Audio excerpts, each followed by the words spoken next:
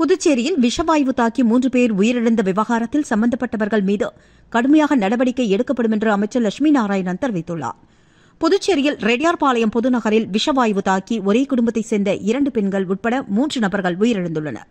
மேலும் ஒரு சிறுமி உட்பட 2 பேர் அரசு மருத்துவமனையில் சிகிச்சை பெற்று வருகின்றனர். இந்த சம்பவம் புதுவையில் பெரும் பரபரப்பையும் சோகத்தையும் ஏற்படுத்தியுள்ளது.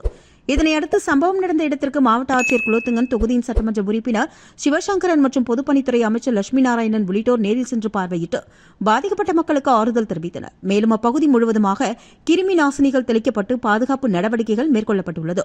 இதனையடுத்து செய்தியாளர்களை சந்தித்த அமைச்சர் லட்சுமி நாராயணன், விஷவாயு தாக்கி 3 பேர் உயிரிழந்த சம்பவம் பெரும் அதிர்வலைகளை ஏற்படுத்தியுள்ளது. அதே சமயத்தில் விசாரணை நடத்தி விரிவான ஆய்வு செய்து உரியவர்கள் மீது கடுமையாக நடவடிக்கை எடுக்கப்படும் என்றும் எச்சரிக்கை விடுத்துள்ளார். இதுகுறித்து அந்த பகுதி மக்கள் கூறும்பொழுது, புதுச்சேரி ரெட்டியார்பாளையத்தில் பாதாள சாக்கடை அமைக்கும் பணியின் போது பல்வேறு இடங்களில் விஷவாயு பரவி வருவதாக பலமுறை புகார் அளிக்கப்பட்டுள்ளது என்றும், ஆனால் அந்த புகாரின் மீது நகராட்சி அதிகாரிகள் மற்றும் பொதுப்பணித்துறை அதிகாரிகள் எந்தவொரு நடவடிக்கையும் எடுக்கவில்லை என்றும், நடவடிக்கை எடுத்திருந்தால் ஒருவேளை தற்பொழுது 3 பேர் இறந்திருக்க மாட்டார்கள் என்றும் புகார் தெரிவித்தனர். இறந்தவர்களுக்கு உரிய இழப்பீடு வழங்கிட வேண்டும் என்றும் அவர்கள் கோரிக்கை விடுத்துள்ளனர்.